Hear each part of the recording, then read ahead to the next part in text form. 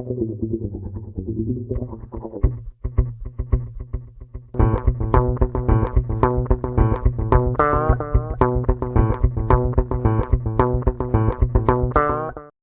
Behind with viewers.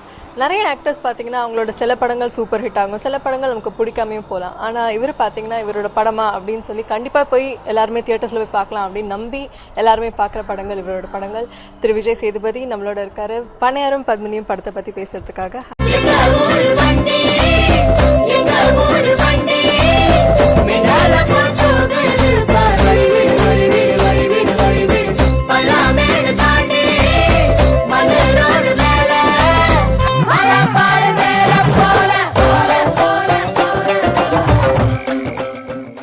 Hi Vijay, எப்படி இருக்கீங்க? நல்லா இருக்கேன். எப்படி இருக்கீங்க? Good to Vijay, thank you very much. So இந்த படத்தோட எக்ஸ்பீரியன்ஸ் பற்றி சொல்லுங்கள், உங்களோட கேரக்டர் பற்றி சொல்லுங்கள்.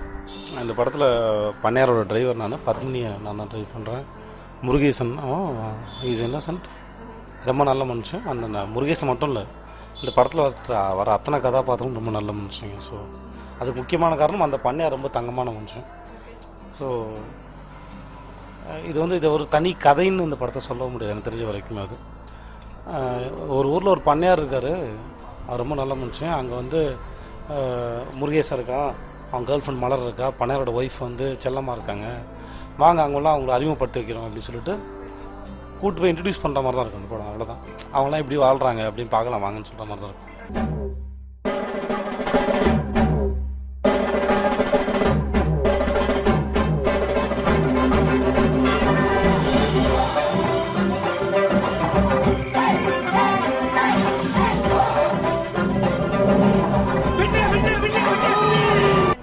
ஏதாவது ஒரு சென்டிமெண்ட் இருக்கா உங்களோட ஏதாவது ஒரு வெஹிக்கிள் மேல? இல்லை, அந்த வெஹிக்கிள் வேற ஏதாவது ஒரு விஷயம்? வெஹிக்கிள் ஒன்று இருந்தது, அப்போ வாங்கின புல்லட் ஒன்று இருந்தது, நான் அதெல்லாம் ஓட்ட கற்றுக்கிட்டேன். அது இல்லை இப்போ என்கிட்ட. ஸோ அதில் ஒரு இது இருந்தது. அண்ட் மோஸ்ட்லி வீட்டில் அப்பா பண்ணி வச்சிருந்த ட்ரெஸ்ஸிங் பீப்புள் அதெல்லாம் இன்னும் வச்சுருப்போம் சின்ன வயசில் இருந்தது. ஸோ அதுதான் திங்ஸ் அது மேலே இருக்கிற.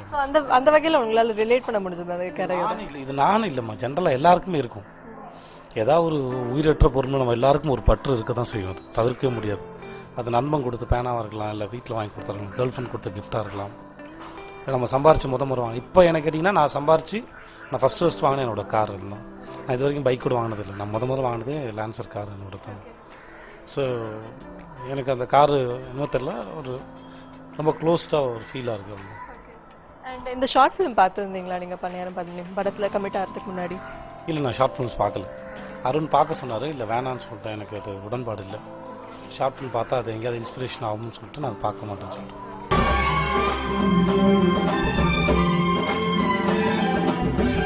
எனக்கு கூட இந்த வண்டியில ரொம்ப தூரம் போகணும்னு ஆசை.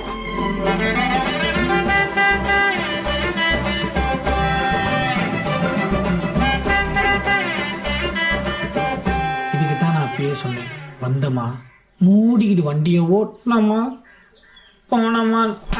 அருணோட ஒர்க் பண்ணது எப்படி இருந்தது? நீங்க இருந்த ஒரு பிளாட்ஃபார்ம் தான், நாளை இயக்குனர்லேருந்து அவரும் வந்திருக்காரு. ஸோ அவரோட ஒர்க் பண்ணது எப்படி இருந்தது? ஃபர்ஸ்ட் ஆஃப் ஆல் நாளை இயக்குனர் என்னுடைய பிளாட்ஃபார்ம் கிடையாது. நான் அதுக்கு முன்னாடிலேருந்து ஸ்டன்மையோட இருக்கேன். நான் 2004 ஆரம்பிக்கேன், நாளை இயக்குனர் அப்போ ஆரம்பிக்கவே இல்லை. நாளை இயக்குனர் எனக்கு தெரிஞ்ச வரைக்கும் அது டேரக்டர்ஸ்க்கான பிளாட்ஃபார்ம் தான் நான் சொல்ல முடியும். நான் நன்றி சொல்கிறேன் அது என்னுடைய இயக்குனர் கார்த்திக் சுப்பராஜ் நல்லன்னு சொன்னேன். ஏன்னா விஜய் சேதுபதினா அவங்க யாரோ நினச்சேன், அவங்க டேலண்ட்டுக்காக தான் அது உருவாச்சு. நடிகர்களுடைய டேலண்ட்டுக்காக உருவானதில்லை நாளை இயக்குனர்கள். அது நாளை இருந்தாலும் உங்களை இன்னும் கொஞ்சம் சொல்ல எனக்கு அது ரொம்ப சப்போர்ட். எனக்கு அந்த கார்த்திக் சுப்பராஜ் கூடயும் நலன் கூடயும் ஒர்க் பண்ணது மிகப்பெரிய அனுபவமாக இருந்தது. சினிமா சார்ந்து என்னோட அறிவு வளர்த்துக்கிறதுக்கும் நான் கற்றுக்கிறதுக்கும் நிறைய சப்போர்ட்டாக இருந்தது. ஸோ அவங்ககிட்ட நிறைய கற்றுக்கிட்டேன். அருண் பற்றி சொல்லுங்க. அருண் பற்றி சொல்லணும்னா, அருண் ஃபஸ்ட் படம் பண்ணுற டேரக்டர் மாதிரி இருக்க மாட்டார். ரொம்ப தெளிவு, ஒரு ஆக்டர்கிட்ட எப்படி ஒரு விஷயத்தை கன்வே பண்ணணுங்க ரொம்ப ஸ்ட்ராங்காக சொல்லுவார். என்ன சந்தேகம் வேணாலும் அருண்கிட்ட கேட்கலாம். ஒன்று சரியில்லைன்னா ஏற்றுக்கிட்டு மாற்றுவார், இல்லாட்டி நம்மளை ஏற்று வைக்கிறதுக்கு நமக்கு விளக்கம் சொல்லுவார். ரொம்ப ஆரோக்கியமாக இருந்தது. அருண் எனக்கு முன்ன பின்ன பழக்கம் இல்லை, ஆனால் ஒரு 1 வீக்லேயே ரொம்ப நெருங்கிய நண்பர்களாக மாறிட்டோம் நாங்கள். ஸோ நாங்கள் படம் முடிக்கும்போது அடுத்த படம் சேர்ந்து பண்ணக்கூடாதுன்னு முடிவு பண்ணோம் நாங்கள். ஸோ அது அது வேணான்னு முதல்ல அதுதான் முடிவு எடுத்தோம். எல்லா டைரக்டர்ஸோடய இந்த மாதிரி ஒரு விஷயம் பண்ணுவீங்களா? லைக் இதுக்கப்புறம் எடுக்க வேண்டாம், படங்கள் எடுக்க வேண்டாம்? இல்லை, அதாவது அடுத்த படம் அடுத்து வேறு ஜானர் போட்டோம் எனக்கும் பண்ண வேணாம்னு சொன்னான். பட் அதுக்கு அடுத்த படம் பண்ணுவோம் அப்படின்னு ஒரு ஐடியாவில் இருந்தது. ஸோ இது எல்லா டேரக்டர்ஸும் நான் ஒர்க் பண்ண எனக்கு தெரிஞ்ச வச்சுக்கேன், நான் ஒர்க் பண்ண எல்லாரோடையும் எனக்கு ரொம்ப ஃப்ரெண்ட்லி. கார்த்திக் சுப்பராஜ் முன்னாடியே தெரியும், நலன் குமாரசாமிக்கு சொல்ல வேண்டாம், பாலகுமார் பண்ண கோகுல் சார் முன்னாடியே தெரியும் எனக்கு. ஸோ எல்லாருக்கிட்டையும் நல்ல அண்டர்ஸ்டாண்டிங். என்னோட இயக்குனர் எல்லாருக்கிட்டையும் வந்து எனக்கு வந்து ஒரு நல்ல ஒரு ஆரோக்கியமான ரிலேஷன்ஷிப் தான் இருக்குது. ஸோ அது ஏன்னா அவங்கள டிபெண்ட் பண்ணி தான் ஷூட்டிங்கே போகிறோம். நீங்கள் படம் பார்க்க வரவங்க ரசிகர்கள் வேணால் நடிகனை பார்க்குறதுக்கு வரலாமே இல்லையா, நடிகனாக இருக்கட்டும், டெக்னீஷியன்ஸாக இருக்கட்டும், ப்ரொடியூசராக இருக்கட்டும், எல்லாருமே நம்பி போகிறது அந்த இயக்குனர்னு ஒரு மனுஷன் நம்பி தான். ஸோ அருண் அந்த நம்பிக்கையை பரிபூர்ணமாக நிறைவேற்றினா ரொம்ப சந்தோஷமாக அந்த வேலை செய்யுது. பொங்கல் முடிஞ்சிருச்சு, சண்முகனை ஊர்ல இருந்து வந்து காரை கேட்டா என்ன பண்ணும் தெரியாம தானே மூஞ்சி இப்படி உம்முன்னு வச்சிருக்க. அதுக்கு தான் தலைப்பாடா அடிச்சுக்கிட்டேன், அடுத்தவங்க வண்டி வச்சுட்டு ஆடாதீங்கன்னு.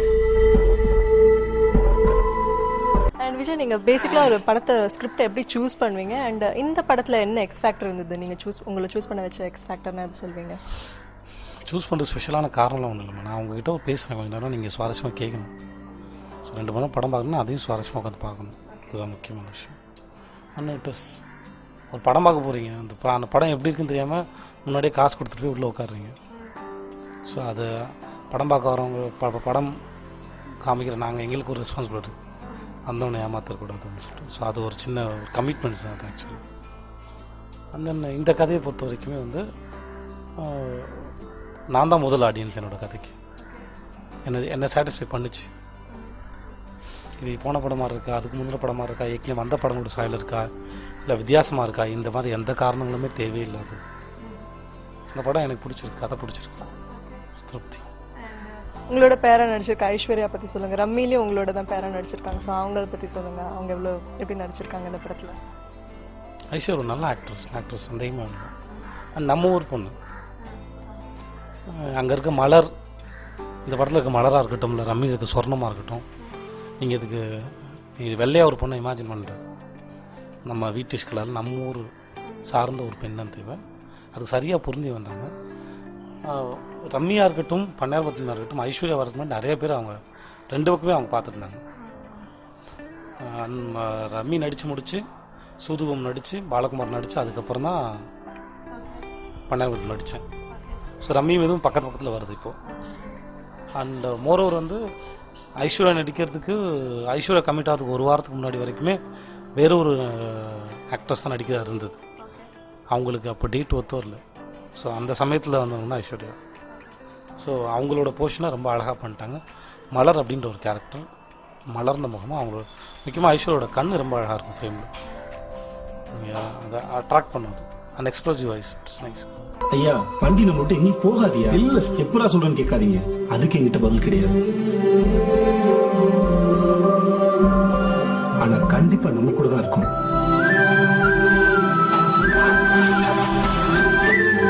அண்ட் ஜெயபிரகாஷ் சார் பற்றி சொல்லுங்கள். உங்களுக்கு அவருக்கு நிறைய காம்பினேஷன் சீன்ஸ் இருக்கு இல்லையா? ஸோ அவர் என்ன சொன்னார்னா, அந்த டிரைவருக்கும் ஒரு வயசான ஆளுக்கும் இருக்கிற ஒரு ஃப்ரெண்ட்ஷிப் தான் இந்த கதை அப்படின்னு. So how was it working with him sir?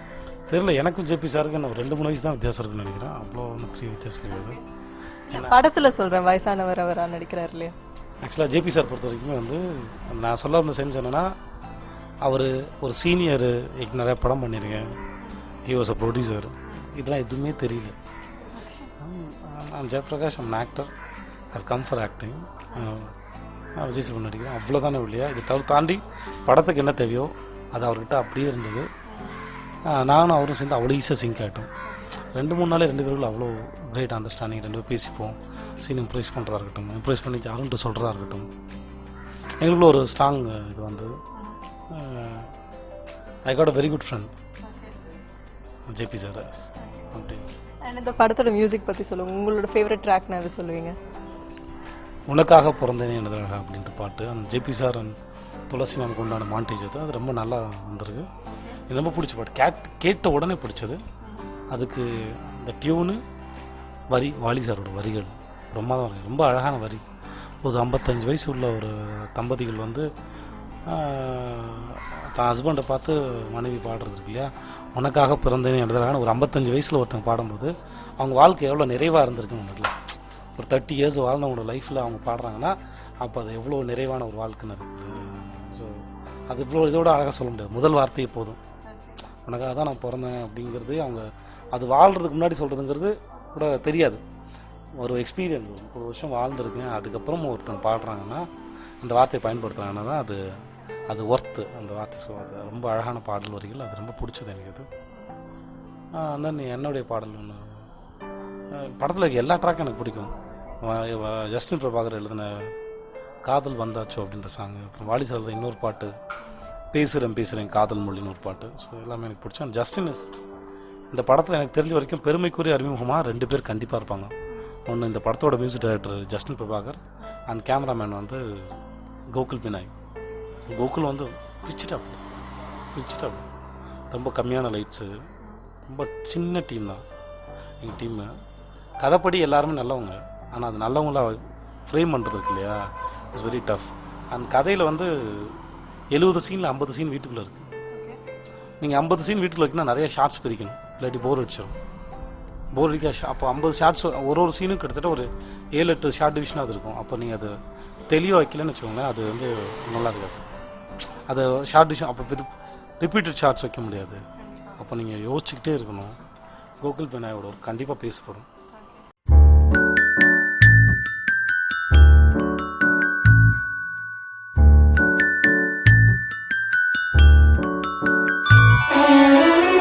உனக்காக பிறந்தேனே எனதழகா, பிரியாம இருப்பேனே பகலிரவா.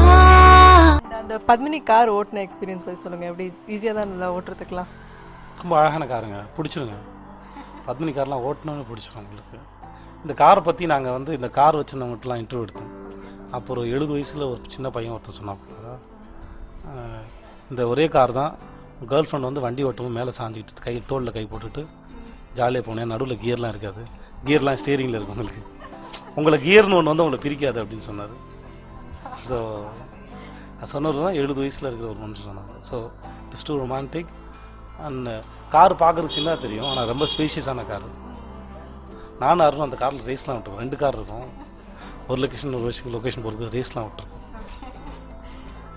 நான் உங்களை பற்றி முன்னாடி இன்ட்ரடியூஸ் பண்ணும்போது நான் சொன்னேன், நிறைய பேர் இதான் சொல்கிறாங்க, எனக்கு தெரிஞ்சவே நிறைய என்னோட ஃப்ரெண்ட்ஸாக இருக்கட்டும், ரிலேட்டிவ்ஸாக இருக்கட்டும், அடுத்த ஒரு படம் பார்க்க போகிறோன்னா விஜய் சேதுபதி ஒரு படமா கண்டிப்பாக போய் பார்க்கலாம் அப்படின்னு சொல்கிறாங்க. ஸோ என்ன சொல்கிறது, உங்களை நீங்கள் ஒரு ஃபேக்டராக உங்களை மட்டும் நம்பியே ஒரு படத்துக்கு போகிறாங்க. ஸோ அந்த அளவுக்கு உங்களோட நீங்கள் ரீச் ஆயிருக்கீங்க. ஸோ அதை பற்றி என்ன நினைக்கிறீங்க?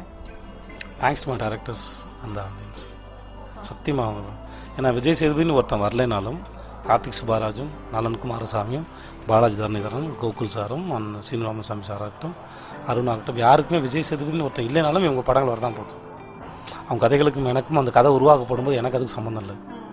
அவங்க அதில் என்ன பயன்படுத்துனது எனக்கு கிடைச்ச வரன்னு தான் சொல்லணும். இல்லை நீங்களும் கொஞ்சம் கிரெடிட் எடுத்துக்கலாம் இல்லையா? பிகாஸ் நீங்களும் கரெக்டான ஸ்கிரிப்ட் சூஸ் பண்ணுறீங்க இல்லையா? கண்டிப்பாக எடுத்துக்கலாமா, ஆனால் அதுக்கு நான் முழு முதற் காரணமாக என்னையே சொல்லப்படுறதுக்கு அவ்வளோ ஒர்த்து இல்லைன்னு சொல்ல வரேன். இந்த கதையை கிரியேட் பண்ணும்போது விஜய் சேதுபதி கிடையாது, எழுதி முடிச்சதுக்கப்புறம் தான் எங்கிட்ட வந்தது, நான் அதை பயன்படுத்திக்கிட்டேன், அவ்வளோதான். இப்போ இது காரணம் வந்து கண்டிப்பாக அவங்க தான். ஏன்னா நீங்கள் கதை சொல்கிறது மீறி அந்த கதையை ப்ரெசென்ட் பண்ணுறதில்ல. நடிகங்கிட்ட கதை சொல்கிறீங்க, மியூசிக் டைரக்டர் சொல்லி வேலை வாங்குறீங்க, கேமராமேன் சொல்லி வேலை வாங்குறீங்க, ஒரு பக்கம் ப்ரொடியூசரை கன்வின்ஸ் பண்ணுறாங்க, ஒரு பக்கம் 24 கிராஃப்டை மேய்க்கிறாங்க.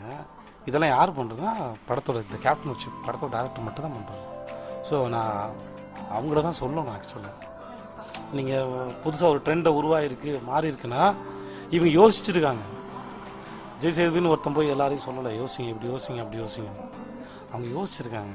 ஸோ அவங்க தான் பாராட்டப்பட வேண்டியவங்க. நான் அவங்கள சார்ந்து இருக்கிறேன். ஸோ இவ்வளோ பாராட்டுக்கு நான் தகுதியானவன் கிடையாதுன்னு தான் தன்னடக்கம் இல்லை உண்மையாக காரணம் அது. ஸோ இது தன்னடக்கம் இல்லை, அதனால தான் இவ்வளோ விளக்கமே தரேன்.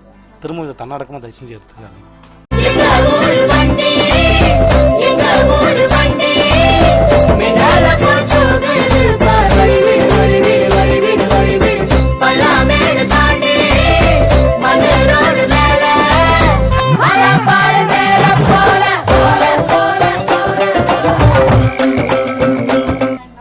அடுத்த மூவிஸ்ல ஒரு ரொம்ப பேசப்படுற மூவி வந்து புறம்போக்கு. பிகாஸ் 2 பெரிய ஸ்டார்ஸ் ஒன்னா வந்திருக்கீங்க. ஸோ ஆர்யாவோட ஒர்க் பண்றது எப்படி இருக்கு? பிகாஸ் உங்களுக்கு கம்பேர் பண்ணா ஹிஸ் டோட்டலி டிஃப்ரெண்ட் கை இல்லையா?